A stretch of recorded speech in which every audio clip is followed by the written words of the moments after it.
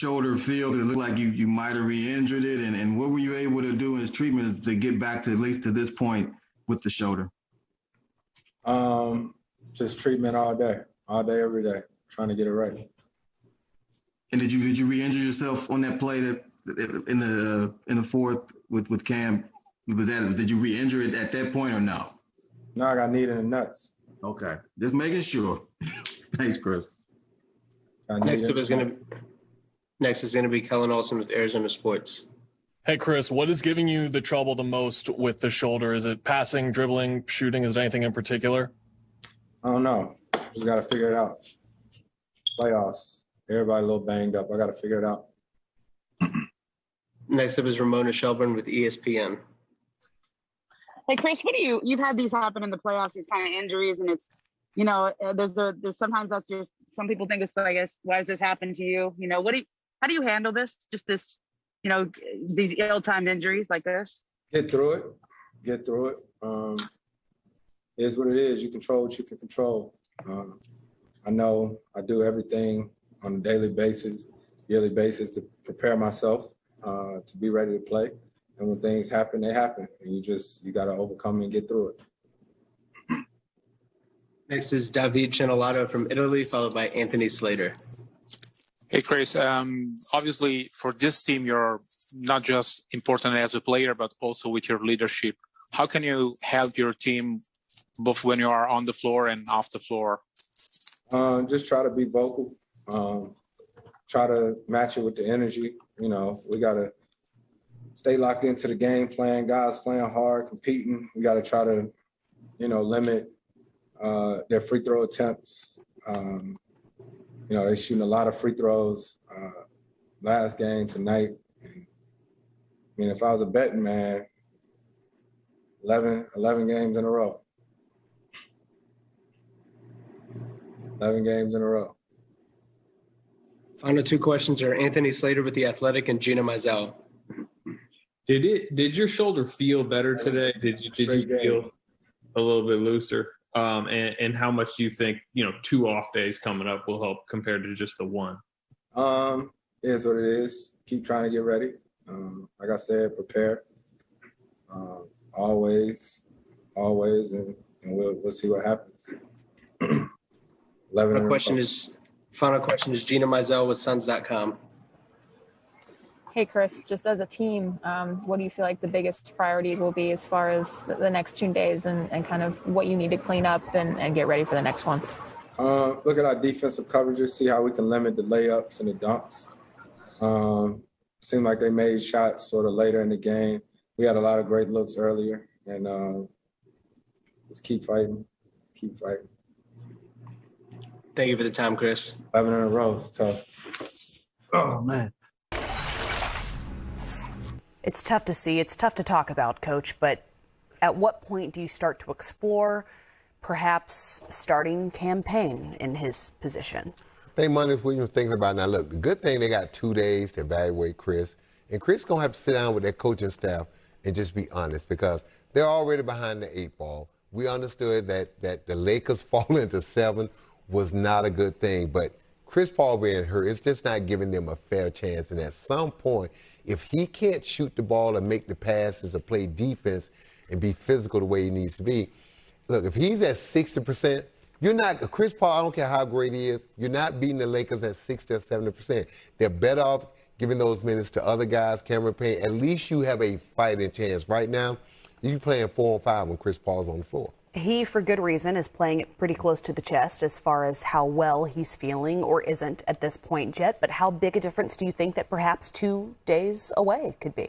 It could be huge. I mean, as long as he goes in and takes care of his body, gets the treatment he needs, I think in 2 days he may be, he's not going to be 100%, but he'll be ready enough to play. I mean, he's one of the fiercest competitors we have in our game. He's a warrior. But like Coach said, if it's real serious, he does have to be smart and think, am I hurting the team more than I'm helping the team? And he'll be honest. It's tough, though. I mean, I've been there, man. You hurt, and the opportunities are coming less and less as he gets later in his career. I mean, he wants to be out there for his team. Well, we've got to take a quick break. But those guys play with a sense of purpose and a different energy when Anthony Davis plays like that. And to JT point, all day long, if he brings it like this, again, he was my pick to be MVP this year. That's how special Anthony Davis is. So, look, the way they're playing defense and the way Anthony Davis playing and the way LeBron is starting to play, I just find it hard to believe somebody's going to beat them 4 times just defensively alone. Do we have the play that AD was referencing there? All right, we're going to be looking for it because I want to get to that particular play because you mentioned it, Coach. He gave a very impassioned answer as to the way that the play went down and the way that he wants to see play move forward, but we'll wait to see if we get that. Let's talk a little bit more about what else made the Lakers successful. Of course, we could talk about LeBron James all day long. We could go into his stats, 21 points, 6 rebounds, 9 assists, but how, Jet, do you quantify the leadership that he is bringing to this floor? Well, big time leadership, just being aggressive. 40 minutes. It's been a long time since you've seen AD play 40 minutes. 40 minutes, he said he's feeling good. So I just think LeBron as well, just picking his spots. If you watched him first half, made sure AD got his, he made sure Dennis Schroeder got his.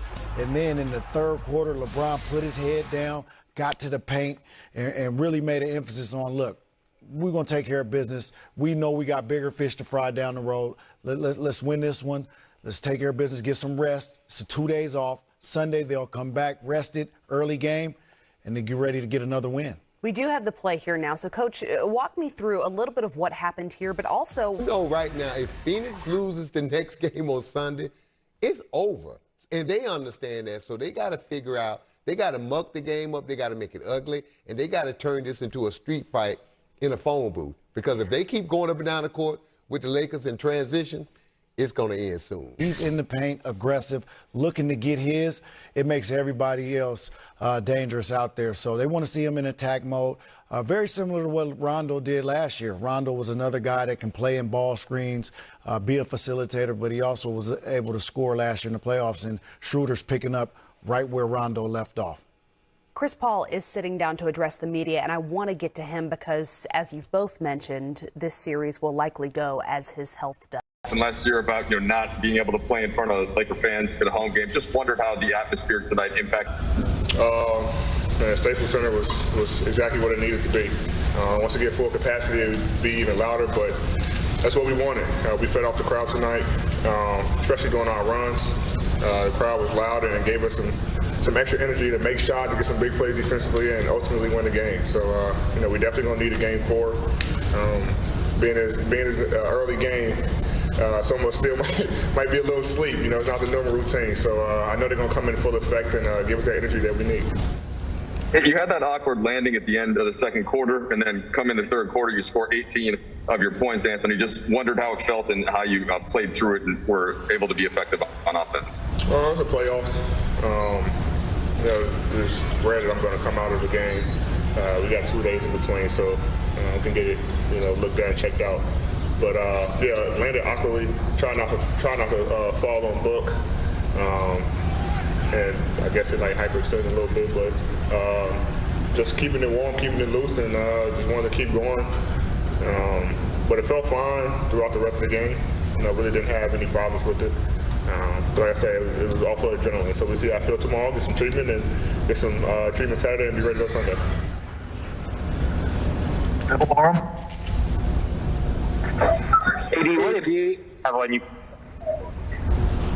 AD, what impact did it have on you guys seeing LeBron get to the rim in the third quarter and kind of some of those plays where he was finishing through contact? Seemed like that really helped get you guys going and kind of break it open. Yeah, he set the tone in the third quarter. He's feeling good. He told me he still got another gear. He said he still have another gear. So, we're finding our groove. We're finding our groove at the right time. But he set that tone for us, and guys followed his lead and started attacking, making shots. West came in huge, defensively and offensively for us, especially when Kenny went down. So AC, so guys stayed ready, but he came out with it on his mind to attack the basket and kind of get some separation in that third quarter, and guys kind of followed suit and was able to extend that lead. We still got to do a better job of finishing games and closing out games, but was a good win for us. And like I said, it started with him in that third quarter to separate that lead, and it's on us to do the same. Dan Wookie. Eddie, what did you make of the Booker foul?